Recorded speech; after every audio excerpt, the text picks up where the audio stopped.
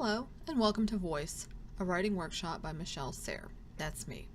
This workshop is for fiction writers, and in it I will explain what voice is, how to find it in your story, and how it will make your story unique. So, let's get started.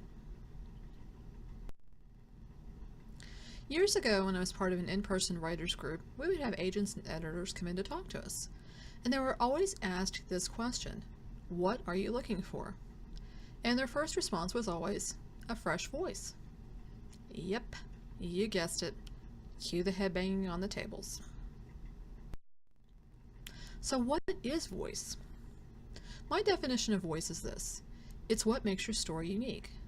It's like if someone reads your story, they'll see it doesn't read like anyone else's. So how do you find your voice? In fiction, your characters tell the story, so we need to know what they're thinking and feeling and show that through action and dialogue. And since each character is unique, they'll have their own way of thinking, feeling, and talking. Here's an example from a story I've been working on. This scene starts just after Emma has come home from a party where she ran into her ex-husband. Needless to say, that did not go very well. So here we go. Emma fought not to slam the door to her apartment, even though it would feel so good, as she hadn't been able to slam her ex-husband's face into the floor. Instead, she closed the door behind her with a calm she didn't quite feel. Then she tossed her purse on the table beside her. "Why did he think I still wanted him?" she muttered as she stalked into her living room. She looked around the small living space with its neat sofa and chairs, everything in its place, and so damn lonely. If only Miguel were here. Then she looked up and froze. Miguel stood in the doorway to the kitchen, wiping his hands on a kitchen towel. He'd heard her come in, and hoped she wouldn't be too shocked by his presence. "Hi, honey. I'm home." He tucked the towel into his waistband, but stood where he was, waiting for her. She was his heart and soul, but those words were locked in his throat. She ran to him, and he swept her off her feet and into his arms. "I guess you are happy to see me."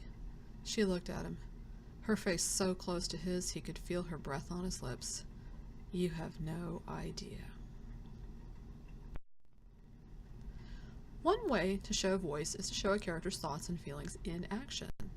Characters do things, and those actions can show what they're thinking and feeling and why. You can also use those actions to show why they may not be doing something. Another way to show voice is to show the contrast between your characters, like how they are different in a scene, for example.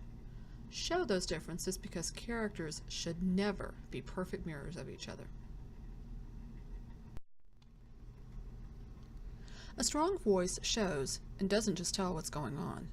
For example, if a character is angry, you'll show that with action and thoughts and dialogue that convey that, not just say something like, "she was angry," and let it go at that.